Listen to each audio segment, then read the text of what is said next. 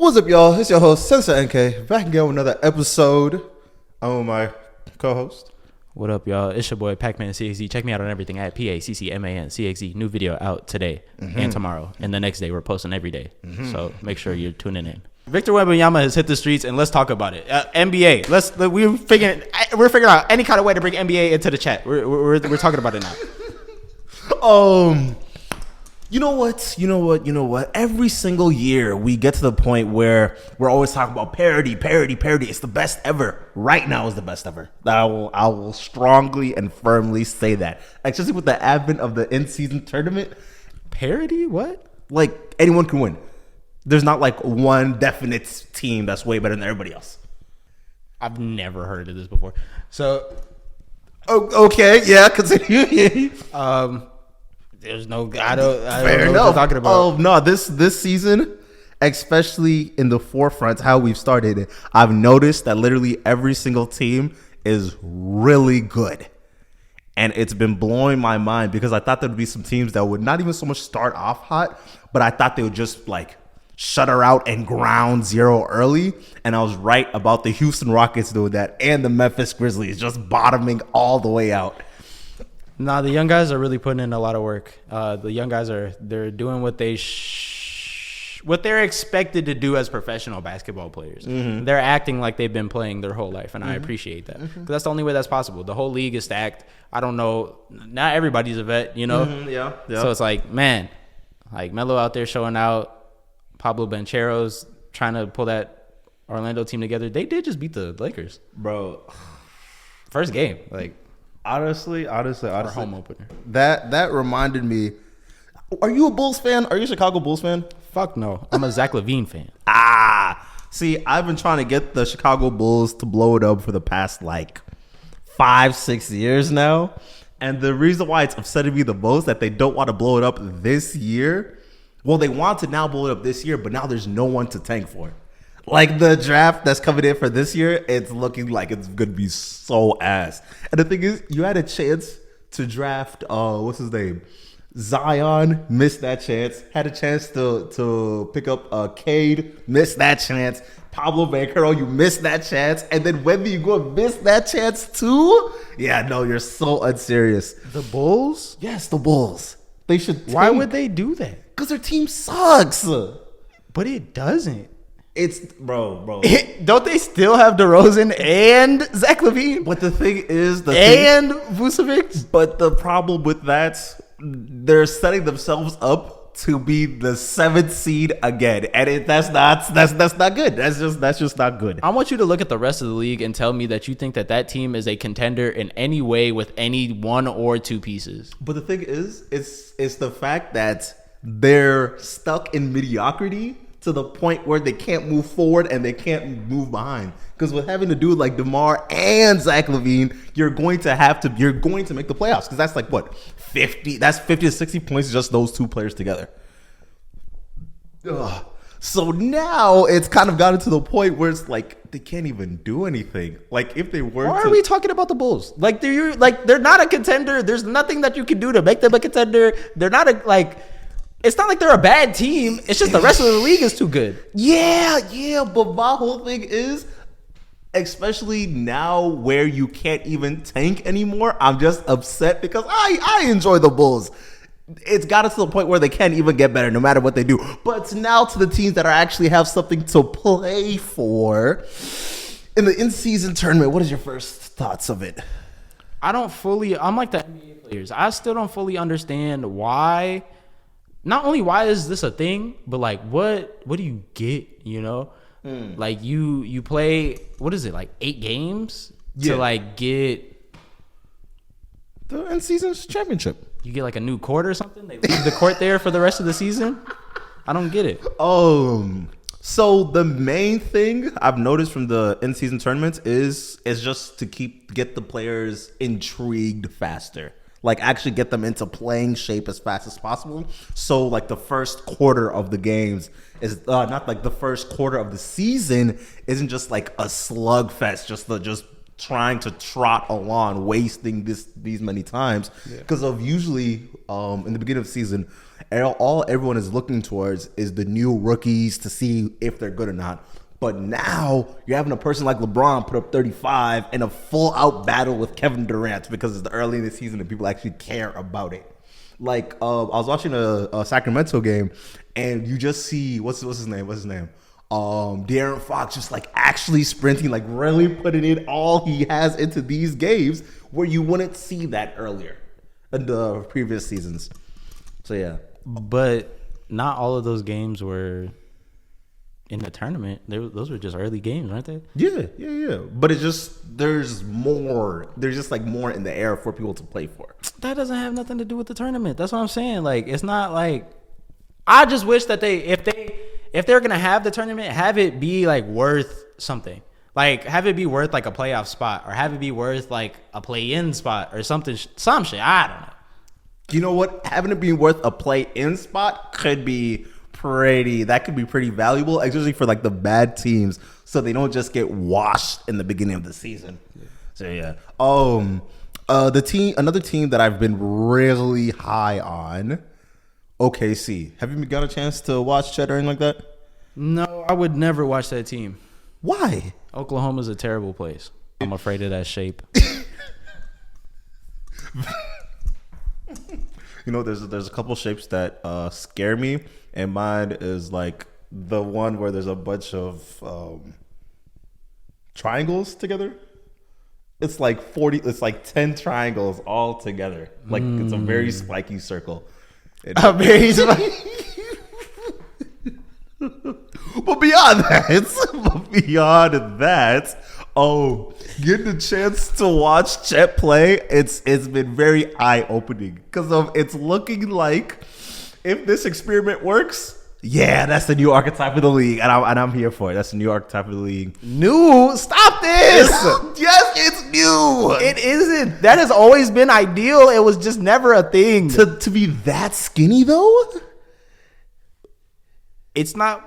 NBA players are skinny, but I think tall and lanky. Mm-hmm. That's always been the goal. But it's the tall and lanky is. This is like to the extreme. Because there's this one. You're talking like Wilt and Shaq didn't exist, but they weren't like this. They wouldn't let them be. Wilt was. They wouldn't let Shaq be like that. Exactly. But now they're letting him be like that. That's my point. Respectfully, you put that same Chet on a team with Kobe, and he's doing that bullshit. Well, the league. That's is what different. I'm saying. The league is That's different. what I'm saying, bro. It's not the same. You don't have the same opposite. That's fair. That's fair. But my whole thing is just like watching it in action has been so insane. Like the game where it was Wemby versus Kevin Durant. The first time I ever seen Kevin Durant look like a small human. It was actually weird. It was so weird. And I feel like that's how all the NBA players have been feeling playing against KD all this time. Because bro literally just shot right over Kevin Durant. I've never seen some blasphemy like that in my life. No, it was nice seeing it the other way around because I thought that this motherfucker was going to start terrorizing the league with 6 blocks a night or some shit. Like, I don't know if I can handle that. My fantasy team couldn't handle that. Like, man. I can't draft enough players to keep up with this. Honestly, if you keep swooping like this, I might have to like actually tune into Spurs games for all. And I don't want to. I do not want to, bro. I think my favorite thing is to see a young guy that's not only good, but is like actually playing like hard. Yeah. Like I get that they're putting him at center, but he's going up for all blocks, all threes. He's running out to the 3-point to try to get a block. Like he's hustling for real. I've never seen some nonsense, bro. They hit him with a pick. He got over it. What is it? He went out to the 3. He went and shot it. He turns around. He grabs the board like he did just contest a 3-pointer. Yeah, no, fucking insane. One pass, he sprints down, catch and shoot 3. I don't think a 2K player could do some nonsense like that. But yeah, I saw this. What do you call it? Video. Okay, that's what they call him these days. And he with his length can cover the entire 3-point line beyond like where you would shoot from and everything inside from 3 points. He can stand in 3 places. He can stand in 3 places and reach everywhere on the whole. That's fucking crazy, bro. No, that is crazy. That is crazy. 3 places, he's blocking anything. So if he's standing in the middle, you basically got to pass. You have to. If he really wants that bitch, he's getting it. Yeah, no, definitely. Damn you can't even dunk on it for him because he's just in the way. Yeah, that's like trying to dunk on Shaq. Like you just gotta make it. Seeing Wemby in action immediately made Kareem make sense to me. Like I don't know how to explain it. Seeing him shoot that 3, I was like, bro, he didn't have an unblockable shot. It was up here. Like it could have been like this. He didn't need to throw it that way. He was just early to it. That's the only reason why it's completely different. You know what? Honestly, I always wanted to discredit Kareem, right? But nah, honestly, seeing someone like this work and imagining a player like that was healthy all the time, didn't have the body aches, is actually insane. Just like Wilt. You know what's another basketball fact I found out? Mm-hmm. Apparently, Wilt was either the first or second 7-footer in the league. So that's why he's Wembanyama, and there's nobody that can fuck with him. There was nobody even close. There was one white boy that was. Because you're right. There was a white guy before it. Mm-hmm. He was the second 7-footer in the league, athletic, running down the court, dunking, doing all the rest of that stuff. And there was nobody like I think there were people that were 6'10", but there was nobody that's over 7. Mm-hmm. So to see this in action. It just makes all the rest of the stuff, I appreciate it more. I appreciate Kareem. I don't know why people brushed him off so effortlessly. Like, seeing it, it's insane. Like, it's weird. Bro, honestly, I feel like the one guy that's always trying to hold on to, like, the past, and everyone calls them crazy, or, like, the youngins calls, like, oh, no, the past is all plumbers, and da-da-da-da. He's like, this is my proof. This is my proof. I've been thinking about what the league will look like in the next, like, 30, 40 years. And the fact that I don't even know what is next after this, what evolutionary thing is after, is blowing me. I think there's going to be so many teams that get a guy like Wemby or Chet, and then they just start winning back-to-back, and then they're just going to start raiding Sudan. And they're going to take all of those dudes. Damn, I can't even make that joke. Whole league finna look like goddamn motherfucking Slender Man. I don't know. Shit. Him being Slender Man, really, honestly, I saw him walking, and I was like, wait. Imagining seeing this in the actual wild. This huge human that if he does this, he's 14 feet tall. Yeah, no, that's ridiculous. But no, speaking of Slender Man, the GOAT center, top 3 center, Shaquille O'Neal, said that if Bol was given the opportunities of Wembanyama, he would be like Wembanyama. What do you think? Bol has had a couple great possessions. Singular possession? No, possessions. Okay. I just think it's hard to judge it because you haven't given him like a full chance. Like you ever see like Kai Jones, like 2-game highlights, whatever, are really fucking good. Yeah. Is he like the best player in the league or on that team? Mm-hmm. No. But like I don't know. I think it depends on. I also haven't been watching Bol, so I don't know what he's doing in Orlando. Mm-hmm. I don't know if they're telling him stay down there, and if you step out of line, bench. You know, I don't know. Mm-hmm. Maybe he's just a center guy. No, he's on the Suns right now. People were like, put Bol on Wemby. Don't put Bol on Wemby. Don't do that. Don't do that one. The couple times I watched them let him take it coast to coast. Mm-hmm. He was great every time. Pull up 3 straight to the basket, whatever. He was making the shit. Mm-hmm. So maybe. Okay. But then again, my whole thing is I don't blame him for becoming an obscure individual in the league because he had to play behind behind literally Jokic. So it's like I know you're not gonna get no minutes, so I'm not really mad at it. Yeah.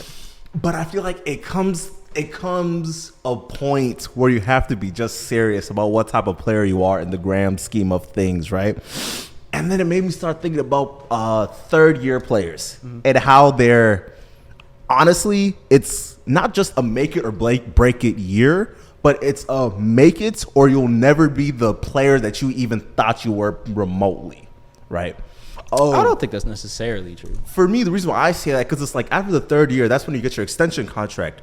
But if you came in as like the second, third overall pick and you're just not like performing for real in your third year, they'll just have to ship you out to be a role player.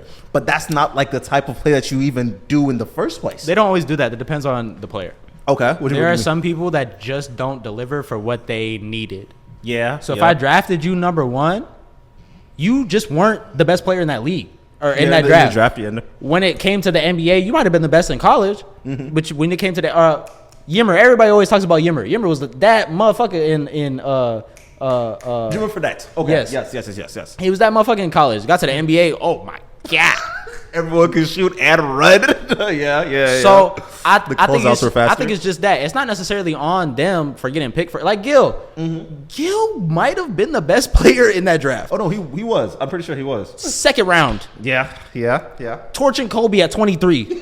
Second rounder. You know what I'm saying? So I think it really just comes down to who you are and how you appear before the draft, because they say like the combine and the rest of that like appearances and stuff really matter before. Okay. So I don't think you could put it on like not Tyus Jones. Who was that guy that got drafted to Minnesota? Black guy. Of course. Oh my God, dark skinned dude. Yeah. It was recent, and he was from Minnesota. Or his McKinley, right? Dunn. Oh yeah, Chris Dunn. Chris Dunn. Yes. Like Chris Dunn. Is Chris Dunn buns because he went first? No. He's a good basketball player. He just shouldn't have went first. Yeah, literally. Honestly, oh my God, I feel like that would irritate me the most when you know you're not even that good for real, and you just shouldn't have picked you up that high. I was hearing a story about Anthony Bennett, and it was like he was supposed to go like 10, 12, 15 type of thing, but then they went as sounds like, oh yeah, no, he could be our guy. And it's like, no, you all had it right. Why would you do some bullshit and that ruins not just your own job, but now sets me up to lose millions of dollars because I'm trying to perform as a 1 when I should have been a 3? I think what it turns out to, or what I think it has to be to me, is that they go to a workout or at the draft combine and just torch under pressure. Like they're just hitting everything, no missteps, crossovers perfect. They put you up against a player, you up there with him. They're like, you know what? He might be the guy. I don't know. And the thing is, I feel like when it comes to workouts, because I've been watching a lot of podcasts and interviews, I'm like, the way that it's set up for them to do their workouts doesn't make sense. Because it's like, why are you going 1-on-1 against the practice training squad? What is that supposed to show you about how they'll play in the actual league, or how well they just catch and shoot? Is that their role? Well, what the fuck? Watching Gil's podcast, he said sometimes they'll call people out like him or whoever to like just to try out against this guy. Yeah. But I think why they end up being trash and why the tryout is useless is because that's a 1-on-1 in a closed gym. Put them on the court and in front of the lights, in front of all the people, and you can hear the announcer, like everything he's saying, and all the fans and stuff. Oh, that's when the trembles start and the imposter syndrome come in, and you like, I know I wanted to be here, but I don't feel like this is me. He's bright. Oh my God. Yeah. I get you. Honestly, I feel like if they were gonna draft a player, they should have them like do a practice with the team at least. Like at minimum, get one scrimmage game going. Because there's so much more that you can learn actually hooping than you can like at a tryout type of thing. Well, and a lot of these like I think Jeff Teague said on his podcast, some of these organizations are watching you a lot more closer, a lot longer than you think. Okay, yeah. Jeff Teague said Miami's watching you from the time you're in 9th grade. They're keeping track of what you're doing, your temperament, and all the rest of that stuff, because they have who they know they want on their roster, because they have like an identity, personality type, if you will. Yes. They're the like, Jimmy Butlers, I want these people because they're gonna mesh with our system, because not only because of how they play, of course, but because of how they are. Yeah. So whenever Miami goes to draft or trade or whatever, they've been watching you. You've been on the list. Is that kind of why they're able to never have lottery picks? Like the last lottery pick they had was who's their center? Bam Adebayo. Yeah. And it's like that's one draft pick in the top 10. I'm pretty sure he went like 10. And they're able to get him out of the diamonds in the rough. Or they'll get guys from like that end up overseas because they've been watching them since they were in high school. Yeah. So now, am I saying that every organization's like that? I don't know. But some of these organizations, they're watching you a lot longer than you think. That's fair. Honestly, It upsets me because I know there's some organizations that are just terrible at it. Just terrible at drafting, at setting players up. And honestly, have you got a chance to watch any of Minnesota's games? This season, I watched. What was the home opener? The Heat versus the Timberwolves. They won. Jimmy wasn't playing, right? Jimmy wasn't playing. Yeah. Honestly, it's looking like again one of those seasons where it might just go to the wayside. So I've been watching Cat and Rudy in particular, and it just looks so clunky still, and that is something that's just blowing me. So that's like what's blowing me. Don't forget about Nas Reed. And he's then, also a center. So here we go. Why is Rudy there when Nas is here? Don't get me wrong, Nas is playing great power forward, but like, why did you trade my whole bench depth for Rudy Gobert? Like 2 DPOY candidates. Yeah, just God. You know what hurt me? Yeah. Watching these NBA podcasts and watching them be like, that might have been the worst trade in NBA history. Like, that shit hurts so bad. And the thing is, you're here trying to trick yourself like, oh no, he's a DPOY 3-time. And then it's like, oh yeah, no, their teammates are talking shit about it. It didn't make sense, but man, honestly, I wouldn't even make that trade for Vanderbilt straight up. I wouldn't even make. Is there any players that you're thinking are going to have a really breakout season? Players that I think are going to have a breakout season. Christian Wood is either going to have the best or worst season of his career. Yeah. Okay. Let's see. Because being a backup to AD, plenty of playing time, buddy. But can you handle LA? Because Russ couldn't. Who else? Dame is weirdly somehow going to put up better stats. Okay. That's for sure. Honestly, on the Dame thing, watching them play, it looks like there's some bumpy roads ahead, but it looks like they're just not trying for now. Like, I'm seeing Giannis take a bunch of threes, some pull-up mid-ranges, so he's just fucking around at this point. He's just doing things. So when he actually buckles down and gets serious, because keep in mind, the first-year head coach this year is a first-year head coach, and playing with 2 superstars on your squad is going to be kind of hard to ring them all in and have them actually play together. Especially if you never played, because I heard they just be. Can we cuss on here? I heard they be hoeing them dudes. The new first-year head coaches? If you never played, they hoe you. Like, they're like, who are you, bro? Like, really? Like, who are you? Yeah. Honestly, it must really suck being a first-year head coach when you're coaching genuine superstars. Because it's not like football where like management will just decide with you and be like, oh yeah, no, bitch that dude. Yeah. In the league, they will actually. The star player will look at you and be like, "Oh yeah, no, you're gone next month." Type of vibe, and they just have to eat it. So it's tough. It's tough, especially when you don't have the demeanor nor the size of an ex-NBA player to stand up to these 6'10" ass giants all the time. So yeah. Hey man, but Tibbs does it. So like, there's plenty of other people. Like, I feel it. I mean, but he's from like the old times. He was a coach in like 2006. It's a new breed of NBA player now. These folks are mean. So yeah, Have you ever thought about how much like money is being generated by the NBA?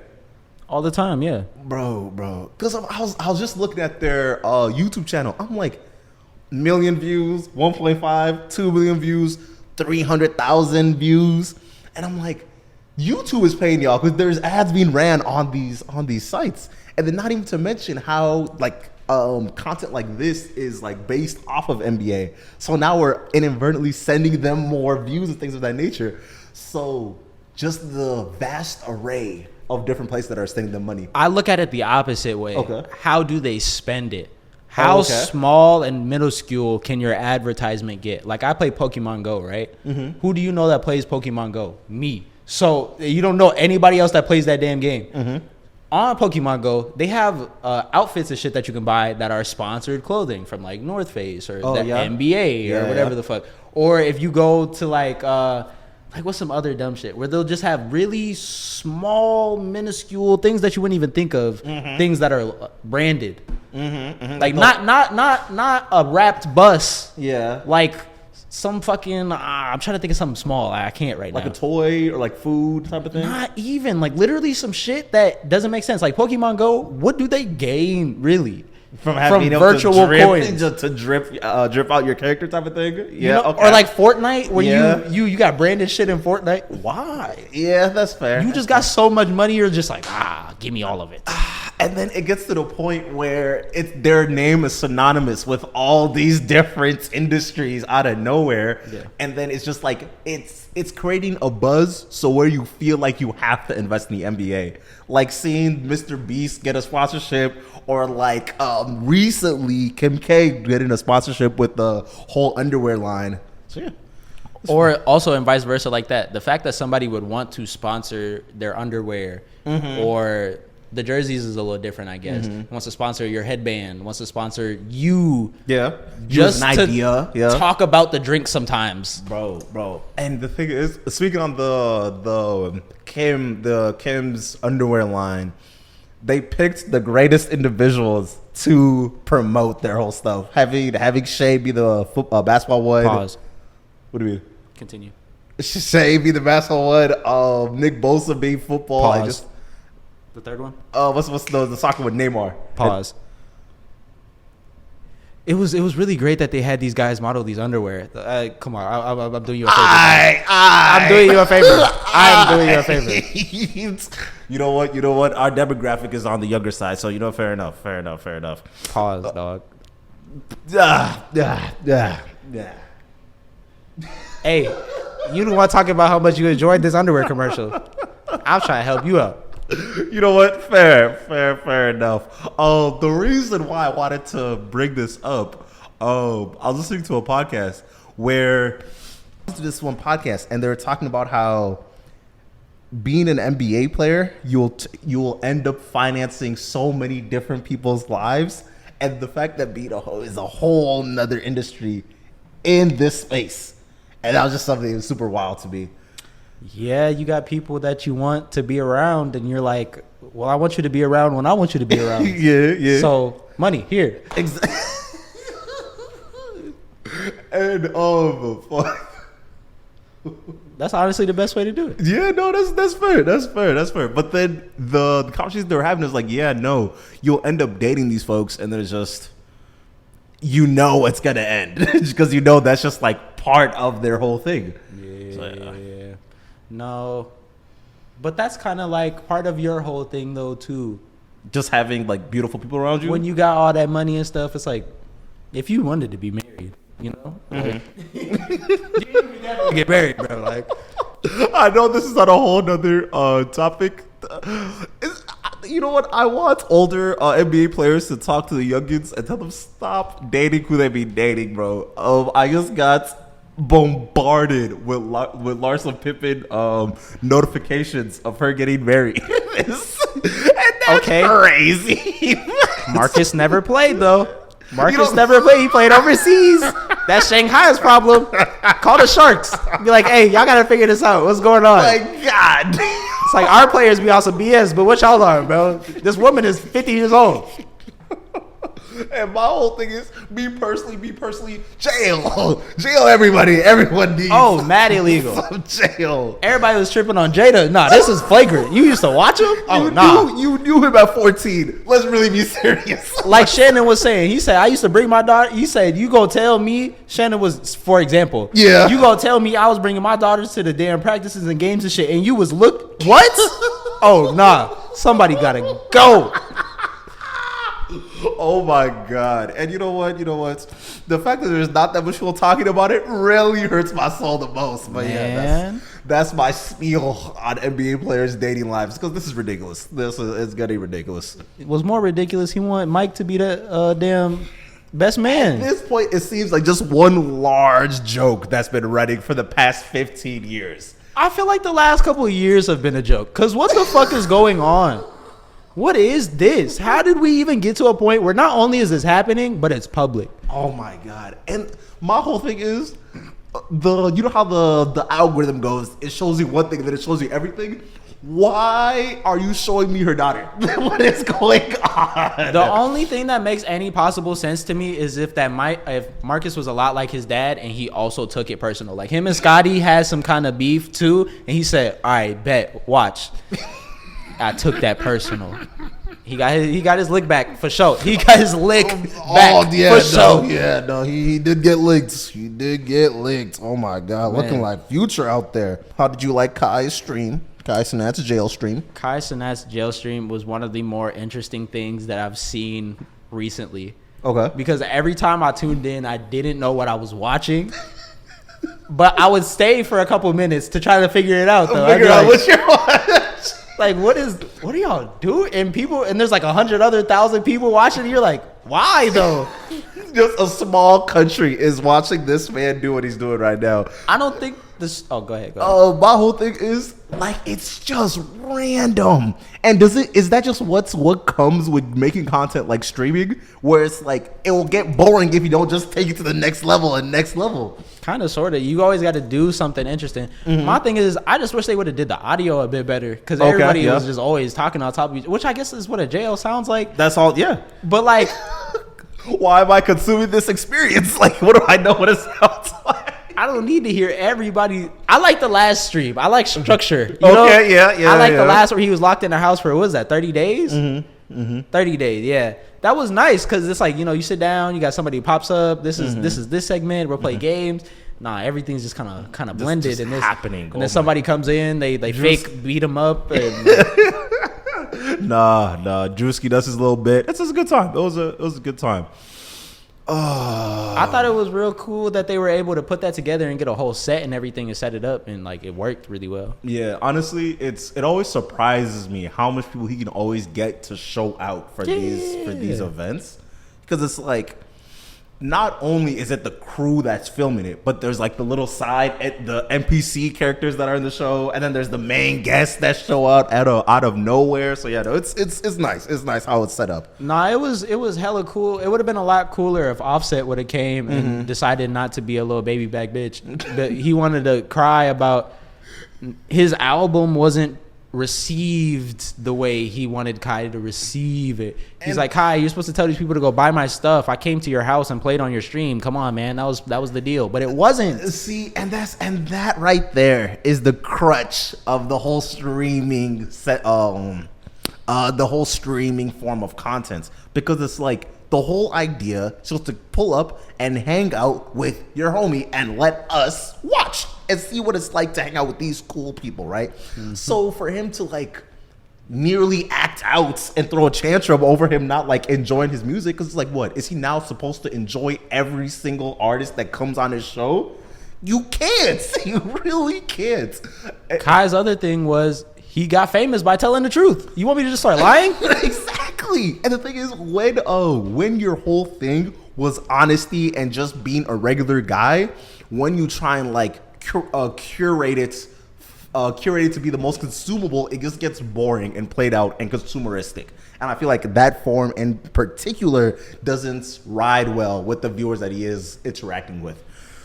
And now it gets to the conversation of what happens when the interviewer is cooler than the guest. That is the thing that I've been thinking. It would appear that the guest gets to shut the fuck up and take what the interviewer is going to give them. Like, they get to shut up, and if they like your album, they will like it. Exactly. And you'll sell a lot. But if they don't, so you might as well just have him A&R, honestly. Like, time.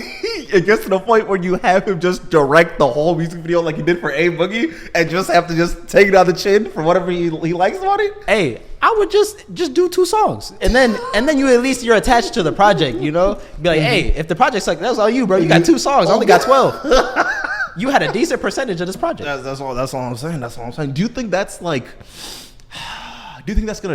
reshape the way content is being made, having the interviewer be as cool as it is? Because of like the first time I peeped was when what's his name? I think it was NLE was trying to little boy. No, it wasn't NLE. What is the other one? Blueface. When Blueface was trying to little boy Aiden, and it's like the whole stream was like, hey bro, get that weak off your stream, just on his head. And then being the type of creator that Aiden is like, oh yeah, no, I'm supposed to be the joke and that's just part of my whole gig. So if he was the opposite where he's like, yeah, no, I'm not gonna take that, it could go completely sideways. So yeah. I don't know if you just said the wrong thing, but I think that Aiden and Kai and them, they get away with different stuff and they have different rules because they're not interviewers. Okay. Like if they were like a Conan or like a damn, I don't know, David Letterman or something, yeah, the dynamic is different. But with them, they came up being them and just like talking shit and playing games. So for them to like, I don't feel like they have much to like lose really, unless they like stop being cool, if that makes sense, or they start being greedy or whatever and just like rude and stuff. But even then, I don't think it would even like be that much of a downfall because of I've noticed, especially in his own streams, I think they like it when he puts his chest up. That's like a thing that's really been, especially on TikTok, where it's the algorithm that's feeding me videos of him be like, man, I'm only 21 and I did all this shit, and then you see literally 14,000 comments on like, hey yo bro, you're as big as Mr. Beast, like you're like the guy, like be serious. So yeah, that's fire. Yeah, no, he definitely has came a long way, and I think he's kind of at the point. He's at a tipping point right now. They're trying to hate on him, okay, but there's just nothing to hate. Like, you know how every so often they'll come with the Drake corny jokes out the blue, like no album release, they'll just Drake corny jokes one day, and it's like people want to hate Drake, but there's no reason. They wanted to get on Kai about this jail stream. Why are y'all showing what kids what a jail is like? That's what people are saying? Yes.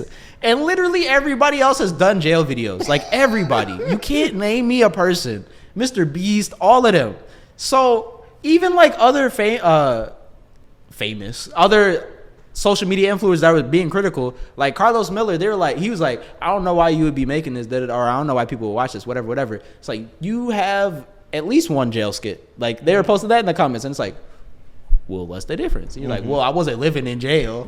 Like, well, different content, bro. Shit. If this is what you're doing, you would have lived there for a little bit too. So I think they're trying to find a reason, because once you get so hot and everybody loves you, it's like, well, why does everybody love this guy so much? I feel like that's how too many people feel. Yeah, no. But there's just there's nothing. He doesn't do anything. He literally just makes content. You see everything he does. So yeah, no. Honestly, the most interesting part about all this is the fact that whole artists are making their whole like media push for their albums and stuff like that by going on this man's show. That's literally it, and that's not talked about enough. Here's a good question. I think about this way too often. All right. So you know, like you didn't really grow up watching TV. You kind of watch TV a little bit though, right? Yeah. So you know how like they'll have like the Grammys or the Oscars or VMAs. Yep. Yes. And there's commercials for that stuff, but they're everywhere. Yeah. I'm watching damn Nickelodeon. There's commercials for the VMA. Yeah. Or I'm watching whatever the other ones, and there's commercials for the others. Where would you see those commercials for those broad things? Where would you put that ad? For right now, just Kai. And it's not even that. It's like, as a company, Kai is even still small. It's been so decentralized that you just gotta find anything, and Kai is the only thing that's hot. And the thing is about that same thing, it's like now you have to go into these specific niches, but then when you do that, it's not gonna be as big as it can be, because it's gonna be too expensive for me to even put my shit on your show in the first place. So yeah, I just think it's real interesting that like entertainment has been so decentralized. They don't know how to properly advertise their stuff. Like, you ever hear about like Bad Bunny going on SNL or something, and you're like, how did I see this after it happened, but I didn't hear about it a single time before? And see, we're not watching TV anymore. that's all. But my thing is that there's not even a place for it to be advertised. You're not seeing that ad on YouTube before the video, you know? But the thing is, it would cost too much for them to sprinkle it out everywhere, because like, to compare the amount of money that they put on like TV spots compared to a bunch of TikTok spots is a whole lot less to just funnel your money just randomly on TikTok. My thought is this. I think it's funny that they've lost control so much to the point that they can't through analytics, like by numbers, make it hot. They can't make it hot by numbers. Say, hey, YouTube, put this before these videos for this demographic. Hey, TikTok, put this in between these videos for this demographic. They don't even know anymore. Okay, yeah. And just like they're randomly just throwing stuff at the dartboard. It's not even they. There are certain people that attract certain groups, and I think there are certain people that attract groups that are too broad.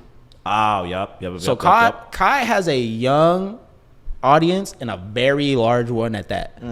So like, I'm gonna just give the money to Kai and let Kai do it. Not only because he's not a brand risk, that's also another factor, but because he's so big.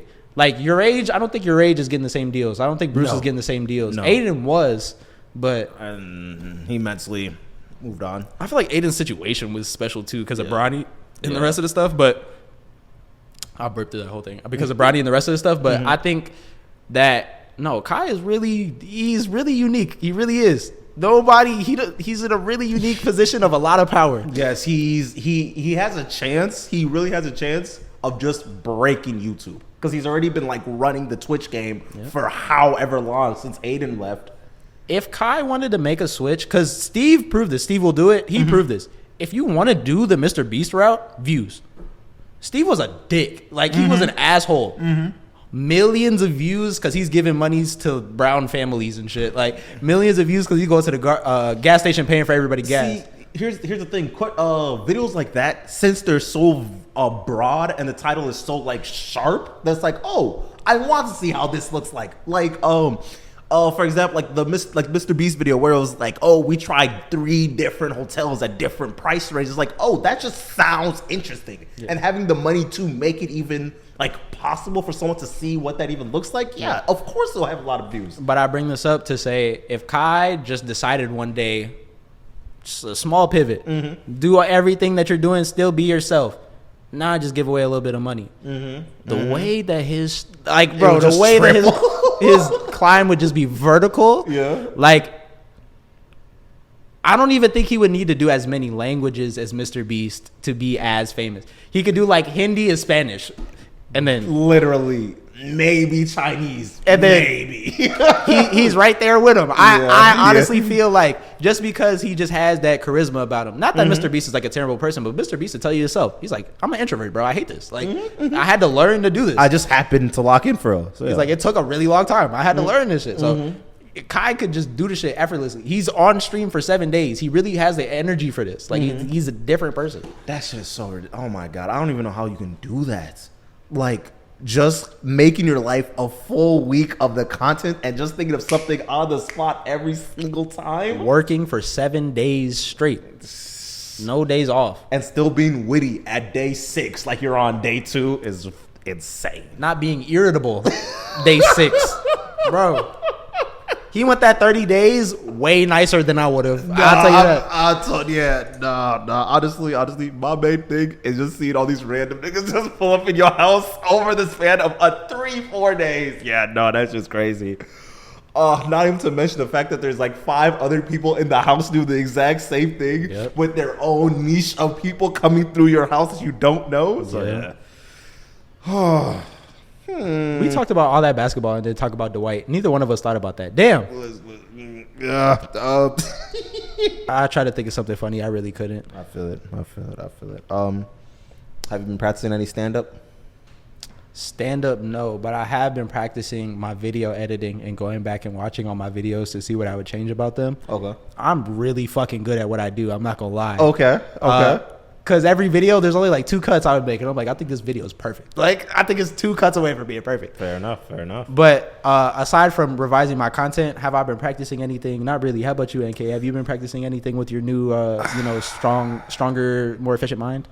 Honestly, it's more of a being intentional with every single move. Because of like now that I see it with like the new individuals that I've been able to like connect with recently, right?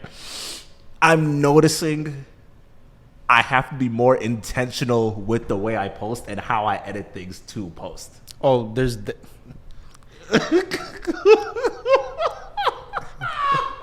we've already had this conversation off camera.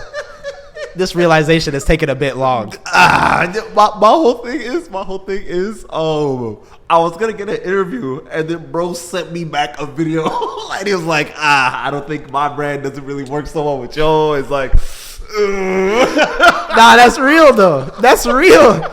That's so real, bro. And the thing is, I didn't even peep that was like a thing, because like, I might cut this if I feel like it might be a little too breaking NDA vibes. But yeah, no, he a hooper, right? He a hooper NBA player. He's like, yeah, bro, I can't have them search up my name and then Alina the Plug video posts up.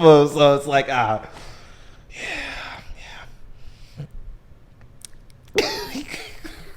but that's kind of cap. But I get it at the same time.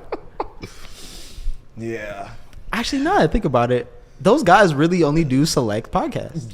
Yeah, no. They do mostly NBA, and that's kind of it. Yeah. Because of the way he was playing, is like, yeah, no, it's more of a, now brands might not want to sign me on here. Now I can't be a Nike athlete just because I was making jokes. Yeah.